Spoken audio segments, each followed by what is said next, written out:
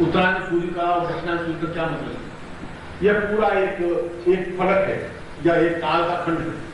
ये काल का खंड में अगर मध्य में बिल्कुल उत्तर है तो फिर 1 डिग्री के बाद में उस 1 डिग्री के बाद में यहाँ सूर्य आएगा, फिर यहाँ सूर्यगा, फिर यहाँ सूर्यगा, 108 डिग्री जब पूरा घूम जाएगा फिर दक्षिणायन सूर्य आ जाएगा और फिर 108 डिग्री होता हुआ वापस उस स्थान पे आ जाएगा।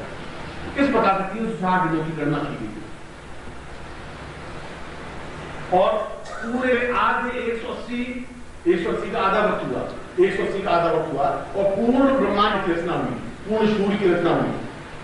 और यहां से जब सूर्य चलेगा उत्तरायण में होते हुए तो ठीक उत्तर में सूर्य कभी नहीं होता, या तो उत्तर से 2 डिग्री आगे, 3 डिग्री आगे, 180 डिग्री आगे। जो 180 डिग्री आएगा दक्षिणायन में सूर्य आ जाएगा, तब वो दक्षिण की तरफ से उड़ने शुरू प्रारंभ होगा, फिर उसको वापस घूमते हुए वापस उसी पॉइंट पे आ जाएगा। और इस मंदिर की रचना इस ढंग से की गई थी कि सूर्य 1 डिग्री आगे आए तो सुबह उठते ही सूर्य की पहली किरण शिवलिंग के ऊपर पड़ती थी, इसलिए 180 360 थे। 1 डिग्री बिल्कुल उसी पैरेलल बनाया था, सूर्य उगा अगले 1 डिग्री पर सूर्य की किरण भगवान शिवलिंग के ऊपर पड़ती थी, फिर अगला फिर अक्षर, फिर उसका डिग्री, फिर अगले डिग्री, फिर डिग्री। सूर्य 360 में घूमता था। नित्य सबसे पहले सूर्य पूजन करता था इस ज्योतिर्लिंग का। दुर्भाग्य कितना है कि हमने नवीनता के आधार पर उस मंदिर के आधे टुकड़े को तोड़ दिया और सूर्य को पूजा करने से रोक दिया। इससे बड़ा दुर्भाग्य देश का नहीं हो सकता। और जंगल में चिल्लाने से और चीखने से कुछ नहीं हो सकता। समझदार मनुष्य तो समझ सकता है, जंगलों में चीखने से कोई समझता नहीं। एक अद्वितीय हमारी चीज को तोड़ के खत्म कर दिया गया, इससे ज्यादा दुर्भाग्य क्या हो सकता है। और सुबह आप उठे, सूर्य की पहली किरण, अब दक्षिणायन में सूर्य आता है तो उसके चरण पड़ते हैं, भगवान सूर्य उसका अभिषेक करता है। उत्तरायण में सूर्य का भाग तोड़ के नवीन पत्थर लगा के बाद बना दिया गया। इस ज्योतिर्लिंग के दर्शन भी उसी सूर्य की किरण के साथ में होते थे। ये अपने आप में अद्वितीय, किसी मंदिर में ऐसी व्यवस्था थी। उसकी वास्तुकला, हमारे कितने उच्च कोटि के वास्तुकार थे, इसकी महत्ता, चिंतन, विचार, धारणा समझा रहा हूं कि सूर्य की 1 डिग्री का ज्ञान था और सूर्य अगर यहाँ 1 डिग्री उतरा तो यहाँ सीधी किरण उस शिवलिंग पर पड़ती थी, तो यहाँ पर भी शिवलिंग पर पड़ती थी और पूरे गोल में शिवलिंग पर ही पड़ती थी। ये मंदिर की विशेषता है। और ये मंदिर विशेषता थी क्योंकि मंदिर 5 खंडों में विभाजित है। अगर शिवलिंग 5 खंडों में विभाजित है तो मंदिर 5 खंडों में विभाजित है और 5वां खंड अपने आप में पूर्ण उस डिग्री से बनाया गया है, जिससे कि पूर्ण उसकी रेंज या उसकी किरण और किसी स्थान से नहीं पड़े, शिवलिंग के बिल्कुल मध्य में, ब्रह्मांड के मध्य भाग में पड़े। इसी शिवलिंग के मैंने मामा भांजे का मंदिर का वर्णन किया है। वहां सीढ़ियां जाती है, 150 सीढ़ियां हैं। और मामा भांजे के मंदिर के जो शिवलिंग था वो वैदूर्य मणि से बना हुआ था, उसको तोड़ दिया और चुरा करके ले गए, दोनों बात हो गई। और जी ने ऐसा क्यों किया? उस वैदूर्य मणि में विशेषता यह थी कि उसमें जब एक तक देखा जाए तो अपना पूर्ण जीवन साफ साफ दिखाई दे जाता है, पिछले जीवन में क्या था, ये इसकी विशेषता थी। और उस वैदूर्य मणि की विशेषता ही यही है। ये सारा वैदूर्य खंड कहलाता है, रेवा खंड कहलाता है। ये सारा पहाड़ विंध्याचल की पहाड़ी कहलाती है और ये सारा वैदूर्य खंड कहलाता है, वैदूर्य पर्वत कहलाता है। इस समय यहाँ वैदूर्य पर्वत बहुत मणियां निकलती थी और अपने आप में संसार में केवल वैदूर्य मणि यही प्रकट होती है। और वैदूर्य मणि कैसी होती है मैं आपको समझा सकता हूँ। आप लाइट में अगर देखेंगे तो इसमें हजारों खंड तैरते दिखाई देंगे, 1 2 नहीं, हजारों लाखों कण मैं रख दूंगा बाहर, आप देखें और आप भी देखेंगे ये पत्थर है, ये पानी नहीं है और उसमें सारे कण तैरते हुए दिखाई देंगे। ऐसा पत्थर तो संसार में नहीं। और शिवलिंग के आकार का। और दूसरा वैदूर्य मणि, ये छोटी मणि और ये वैदूर्य शिवलिंग है। ये वैदूर्य शिवलिंग वहां स्थापन था 8 फीट का बड़ा, एक पत्थर का। और अगर उसमें आप देखें इस मणि में भी और आप एक तक लगा के देखें तो आपको निश्चित रूप से अपना पूर्ण जीवन साफ साफ दिखाई देगा। आप पूर्ण जीवन में दुष्ट थे, भले आदमी थे, अच्छे थे, बुरे थे, कहां पैदा हुए, कैसा पैदा हुए, आज भी हमारा इतिहास हमारे सामने हुआ है, स्पष्ट है। और शिव पुराण में वैदुर्य मणि के बारे में कहा गया है कि प्राचीन पूर्वताम एवं सदीर्घो वदवाम मदे आत्मसाम वैदुर्यताम पूर्व शिवोसाम शिव उच्यते। वैदुर्य मणि के दो उपयोग हैं। वैदुर्य मणि को नित्य अपने सामने देखने पर दिन भर में आने वाली घटनाओं को स्पष्ट देखा जा सकता है कि आज मेरे दिन में क्या तकलीफ आएगी, क्या मृत्यु किसी की हो जाएगी, अच्छा होगा बुरा होगा।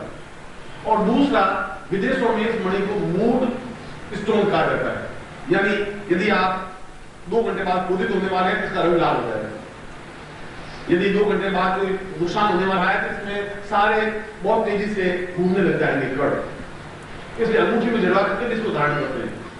और मैंने कहा ओंकार बिंदु संयुक्त, या ओंकार रूप में अर्धनारीश्वर रूप में यह शिवलिंग का आकार है। यदि वो जो स्थापन था वो इसी प्रकार से स्थापन था, पूर्ण शिवलिंग रूप में नहीं था, अर्ध रूप में भी था। अर्ध रूप में भी उसको स्थापन करके शिवलिंग की पूजा की जा सकती है। यदि शिवलिंग में स्थापन करके उसके बाण में जो पीतल का बना हुआ है उसमें इसको स्थापन करके यदि इसका पूजन की जाए तो ब्रह्मांडेश्वर पूजन है। और जब इसके सामने देखा जाए तो आपके आने वाली घटनाएं और पिछले जीवन को आप स्पष्ट देख सकते हैं कि दोनों जो जितनी वैद्युत मणियां होंगी मैं रखूंगा जरूर, मगर आप उसको देखें, अपना पिछला जीवन देखें, आपको साफ साफ दिखाई दे जाए। औरंगजेब को जो कहा गया उसने जाकर देखा तो शिवलिंग में, तो उसको ऐसा लगा कि जैसे शींग निकले हुए और बहुत दांत बड़े बड़े निकले हुए राक्षस की तरह। ऐसा मैं क्या कर रहा है? फिर ऐसा निकला कि जैसे चीता एकदम से चीते की आकृति और मनुष्य को भाग के खा रहा है।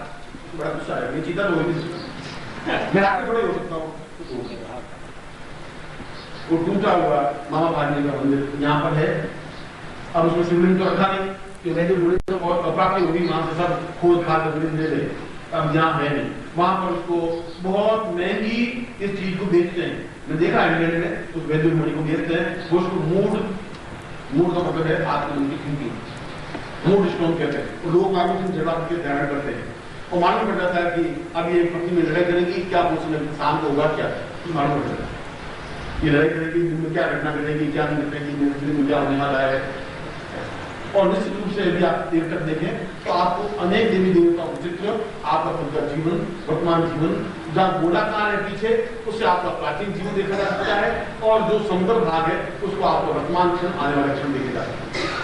अगर शिव पुराण गलत नहीं है, यदि गुरु जी गलत नहीं है तो वैद्युत मणि भी गलत नहीं। देखने की दृष्टि आपने क्षमता होनी चाहिए। ये उदाहरण है, यहाँ पर कौरव पांडवों की मंदिर भी है, ऊपर पहाड़ी पर चढ़ेंगे तो यहाँ पर जो द्रोणाचार्य ने कौरव पांडवों को शिक्षा दी, धनुर्विद्या की, तो धनुर्विद्या की शिक्षा लेने के बाद उन्होंने कहा कि दीक्षा लेने के बाद में देवताओं की स्थापना होनी चाहिए और वैदुर्य शिवलिंग की स्थापना होनी चाहिए। तो वैदुर्य मणि यहाँ बहुत पैदा होगी, यहाँ खाने ये सारा पर्वत वैदुर्य का। कौरवों ने जाकर के पहले मंदिर बनाए और मंदिर बनाकर के वैदुर्य शिवलिंग स्थापन किए। अर्ध शिवलिंग जैसा कि मैंने बताया है ये अर्ध मणि की तरह, क्योंकि प्रामाणिक और यदि ओंकार भी तो बने पूर्ण शिवलिंग, ओंकार नहीं तो अर्ध शिवलिंग। ये ओंकार का मतलब है ऊपर तंत्रोक्त और मंत्रोक्त दोनों। उन्होंने मंदिर बनाए और मंदिर बना करके उन्होंने पूर्व की तरफ, जैसा कि सारे संसार भारतवर्ष में जितने मंदिर हैं उन सब के मुंह पूर्व की तरफ खुले। हमारे आज भी घर में मकान बनाते हैं तो पूर्व की ओर द्वार बनाते हैं, उन्होंने पूर्व की ओर द्वार बनाए। उसके 4-6 घंटे बाद पांडव ने कौरवों ने कितने बड़े मंदिर बना दिए दोनों, अब हम क्या करें? तो भीम ने उन मंदिरों को उठा के उनका मुंह पश्चिम की ओर कर पश्चिम की ओर रखे, चले गए। द्रोणाचार्य खड़े थे, पांडव भी पहुंचे, कौरव पहुंचे तो पांडव भी पहुंचे। कौरव ने कहा कि गुरुदेव आपने आज्ञा दी, हमने मंदिर बना दिया है और 2 मंदिर बनाए, वैद्युत मणि युक्त भगवान शिवलिंग की स्थापना की। अच्छा अद्भुत, पांडव का मंदिर तो हमने बनाया, आपने बनाया, कौरव का हमने बनाया। कौरव का साथ करके देखिए पूर्व की तरफ मुंह द्वारों, हमने मंदिर जान पूछे पश्चिम की ओर मुंह करके बनाया। थोड़ी देर साथ चले तो मंदिर दोनों बने हुए, पश्चिम की ओर दो बने हुए। आज भी संसार में केवल दो ही मंदिर ऐसे हैं जहाँ शिवलिंग स्थापित तो हैं मगर पश्चिम की ओर मुंह, उनको आज भी कौरव पांडवों के मंदिर कहे जाते हैं। यदि आप समझ ले तो अब उनमें वेदों जो शिवलिंग तो है नहीं, खाली मंदिर पड़े हुए हैं, इसलिए कौरव पांडवों के मंदिर भी कहे जाते हैं। गुफा के दुर्गा कृष्ण है। यहाँ पर देवाराधना रहती है। यहाँ की विशेषता यह है कि यहाँ पर संसार में यही एक ऐसा स्थान है, यहाँ से 6 किलोमीटर पहले दो नदियों का संगम होता है, नर्मदा और रेवा।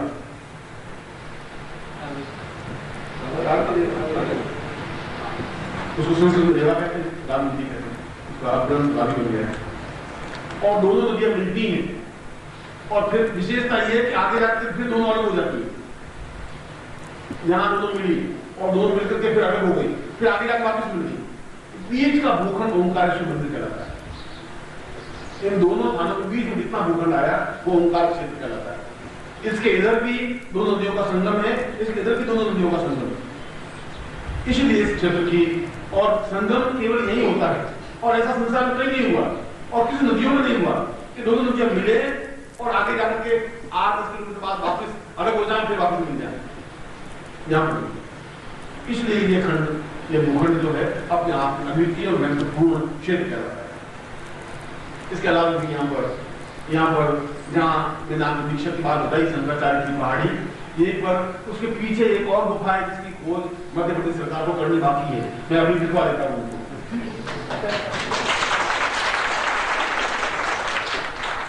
जहाँ पर शंकराचार्य की गुफा है, इसके बिल्कुल पीछे एक तांत्रिक की गुफा है, उतनी बड़ी, जहां बाणासुर ने बैठ के तांत्रिक को साथ में संपन्न की। बाणासुर का नाम सुना होगा, जो अपने आप में अत्यंत उच्च कोटि का तांत्रिक और अद्वितीय व्यक्तित्व था। तंत्र अपने आप में गलत नहीं है, मगर दुर्भाग्य इसका यह था कि वो रोज पूजन कर्म करता, रोज रावण आता, उसके सारे बर्तन उलट फूट करके चला जाता। 5 साल में कुछ ऐसा चला। बाणासुर ने 6 महीने साधना करनी है। गुरु ने कहा है कि 6 महीने तांत्रिक क्रिया संपन्न करनी है और केवल पाताल लोक नहीं हो सकती है। पाताल लोक केवल यहीं पर है, इसी मंदिर के नीचे, क्योंकि इतना भूखंड ही पाताल लोक कहलाएगा। उसने रावण को पुराणों के अनुसार शिव पुराण में स्पष्ट वर्णन है कि 6 महीने तक बगल में दबाए हुए बैठ करके पूरी साधना संपन्न की। 6 महीने तक रावण को बगल में दबाए रखा, वो चुसता रहा, हिलता रहा, और 6 महीने साधना संपन्न। वो गुफा है। उस गुफा की विशेषता यह है कि गुफा अगर आप पीछे जाएंगे दिखाई दी जाएगी, सड़क करके अंदर जाना पड़ता है, मगर उसमें आप दूध का कटोरा लेके जाते हैं, वापस निकलेंगे कि आप खून का कटोरा मिल जाएगा, लाल शुद्ध खून मिल जाएगा। खून का मतलब है दूध रक्त मिल जाएगा। तांत्रिक साधनाएं उस स्थान को रखती है और तंत्र तो अपने आप में उच्च कोटि की साधना है। आप इसको एकदम सुंदर और भय से नहीं समझ सके, मगर वह तांत्रिक गुफा भी है जहाँ पर जो तांत्रिक उच्च कोटि के गोरखनाथ ने यहाँ साधना संपन्न की थी। मत्स्यनाथ गोरखनाथ ने दोनों सम्मिलित रूप से गुफा में साधना संपन्न की हुई है और वह गुफा भी अपने आप में अत्यंत महत्वपूर्ण है, जहाँ गोरखनाथ जैसा योगी और मत्स्यनाथ जैसा योगी दोनों साथ बैठ करके साधना संपन्न करे, उसके मुकाबले की गुफा हो ही नहीं सकती। उस गुफा को भी अगर आप करीब 8-9 फीट बिल्कुल सड़क करके अंदर जा सकते हैं, मगर थोड़ा ध्यान से जाए क्योंकि अंदर अंधेरा, कार्बन डाइऑक्साइड ज्यादा हो सकती है और फिर ऑक्सीजन की कमी हो सकती है, क्योंकि मुंह छोटा सा है। मगर आपने हिम्मत को देखने की क्षमता हो, देखें, पास देखें तो सिर्फ, और उसमें सारे पहाड़ जो है उन पत्थरों पर विविध आकार के दक्षिण शैली के अंदर अक्षर लिखे हुए हैं, मंत्र लिखे हुए हैं गोरखनाथ के समय। वो बाणासुर गुफा है जो बाणासुर ने बनाई थी, ये गुफा है। इसके अलावा भी यहाँ पर ऐसे सैकड़ों स्थान हैं जिनमें से मैं आपको उनमें से कई स्थानों को 3 दिनों में दिखाऊंगा। आज का मेरा प्रवचन तो केवल आप ओंकारेश्वर क्षेत्र में बुलाने के पीछे मेरा मकसद, मेरा उद्देश्य और मेरा लक्ष्य क्या था, यह नहीं था कि केवल आप गुरु पूजन करें। गुरु पूजन तो जीवन का एक लक्ष्य है, कर्तव्य है। आप मेरा पूजन करने से, कुमकुम अक्षर चढ़ाने से कुछ नहीं होगा। मैं तो चाहता नहीं, मैं चाहता हूं कि मैं आपको कुछ दे सकूं। मेरे जीवन का जो कुछ हिस्सा बाकी बचा है वो जीवन का मतलब और मकसद कुछ और है। तुम शायद मेरे जीवन के मतलब को, मकसद को कुछ और समझ रहे हो। यहाँ पर किसी पुस्तक में ये सब ग्रंथ में नहीं लिखा होगा। बाणासुर के बारे में कहीं ऐसा वर्णन यहाँ नहीं, उस गुफा का खोज भी नहीं कर पाए। और ठीक उस गुफा के बीच में एक दीवार है, बिल्कुल उसके पीछे जाकर गुफा मिल जाएगी। और इसीलिए इस गंगा के किनारे इस भगवान ओंकारेश्वर के मंदिर में मैं व्यवस्था की है। मैंने आपको 3-4 व्यवस्था करने की कोशिश की है, क्योंकि वो मंदिर बहुत छोटा सा है। फिर भी उस मंदिर में मैं पूरे पंचमुखी ओंकारेश्वर की दाक्षिणात्य के शैली में मैं स्वयं पूजन कराऊंगा, ऐसी व्यवस्था मैंने करने की कोशिश की है और मैं ऐसा आपको अवश्य ही करवाऊंगा, ये गारंटी है।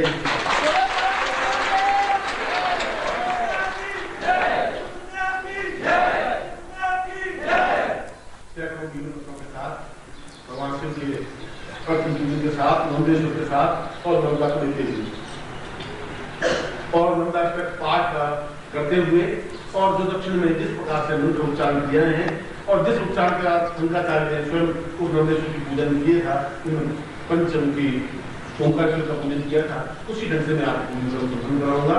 और मेरा प्रयत्न ये रहेगा कि उसी गुफा में जहां शंकराचार्य ने बैठ कर दीक्षा ली थी, मैं वहीं पर आपको उतनी उत्तम कोटि के साथ दीक्षा दूंगा। ये भी मैं आपके साथ वीडियो में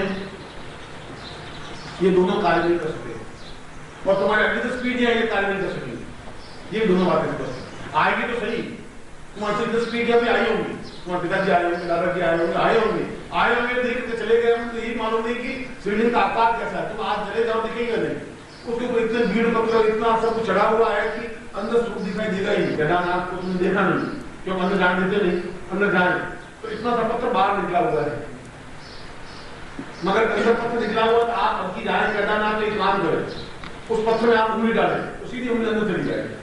कितना घी लगा हुआ है उसके ऊपर, वहां प्रमाण है कि शिवलिंग के ऊपर घी मतना चाहिए। घी लगा करके घी कितनी बढ़ आ रही है, आज लगा जाए अंदर शिवलिंग कहीं है पता नहीं पड़ेगा, कितना घी लगा हुआ करने तो लगा दिया। अरे मूल शिवलिंग के दर्शन तो करने दो, केदारनाथ आए हैं इतना खर्चा करके, आप जाते हैं तो घी के दर्शन करके आ जाते हैं, शिवलिंग के दर्शन।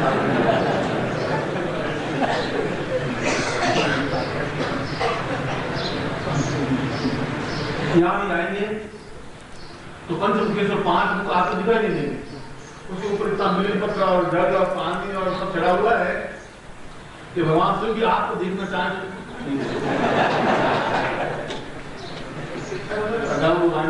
फिर भी मैं पूर्ण रूप से उनको शुद्धता के साथ में पान करा करके भीड़ पर जाएंगे और पहले दीक्षा कम होगा हमारा, एक दिन दीक्षा कम होगा, दूसरे दिन हमारा पूजन कम होगा और पूर्ण शांतुल विधि से भी हम नारी को समर्पित करते हुए नंदाष्टक का पाठ करते हुए जो मैंने बताया था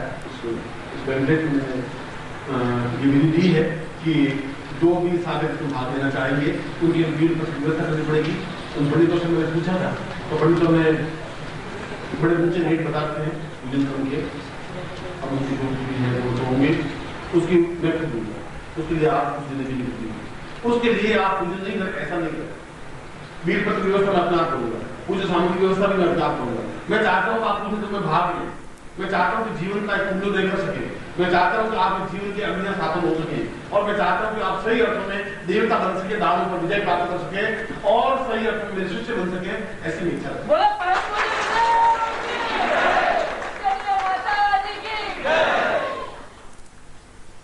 याद करने सारे यहाँ के क्षेत्र का क्षेत्र को एक 10वां हिस्सा ही बता सकता हूँ, इसके अलावा भी बहुत स्थान बाकी हैं जिनको तुम्हें अभी समझना और देखना बाकी है। नंदेश्वर के नंदा तो अमरकंटक स्थान है, यदि आप नंदा को अपने आप में विचित्रता आ गया है, कुमारी का आ गया है, यह कुमारी नदी है और विपरीत रास्ते पर चलने वाली क्रिया है। दोनों नदियों के संगम के तट पर बसा हुआ ओंकार क्षेत्र है और तांत्रिक मानकों दोनों क्रियाओं के साथ ही पूजन क्रम का विधान है। सारे क्रम करोड़ वर्षों का दिन आपके महत्वपूर्ण होंगे। इस नदी में जब आप घुसने वहां पर चले जाएं तो नदी की घाट बहुत चिकने हैं, तो आप पांव रखने की जगह अंदर घुस जाएगी, ऐसा हो जाएगा। तो आप थोड़ा सा बहुत ध्यान भी जाना भी चाहें तो आप बहुत ध्यान से रखें, नदी में घुसे नहीं, क्योंकि आप चाहे कितनी तैराक हो, नदी का पानी बहुत बढ़ गया है, इसलिए बहुत बुद्धिमानी से आप जाए। मुंबई से दर्शन करना चाहें या दर्शन करें तो उसमें सही रूप में दर्शन हो तो दर्शन होंगे, इसलिए उनका पूजन मैं कराऊंगा। मुंडेश्वर भी दर्शन कराऊंगा आपको, मामा भांजे का वहां भी जाऊंगा, ये सारी क्रिया होगी क्योंकि ये सारा प्रैक्टिकल होगा। जहाँ भी वैद्युल मणि, मगर आपके साथ में वैद्युल मणि शिवलिंग हो, उसका पूजन कर सके, तो ओंकार को अपने घर में स्थापन कर सके, आप स्थापन कर सकेंगे, आने वाली पीढ़ियां उनका पूजन करके अपने जीवन को समझ सकेंगी, वे नहीं समझ सकेंगी। मगर जब आप वैद्युल मणि को स्थापन कर लेंगे घर में, जब आप घर में वैद्युल शिवलिंग को स्थापन कर लेंगे, तो जीवन का एक अद्वितीय और अद्भुत कार्य होगा, तो आने वाली पीढ़ियां एहसास कर सकेंगी। जो आज से 2000 साल पहले और 1000 साल पहले पूरे पहाड़ थे वैद्युल मणि के, आज दिखाई नहीं दे रहे, एक टुकड़ा भी दिखाई दे रहा है, और टुकड़े हीरो से ज्यादा कीमती बनने लग गए हैं। तो आने वाले 25 साल बाद, 20 साल बाद तो वैद्युल मणि का नाम ही सुन पाएंगे।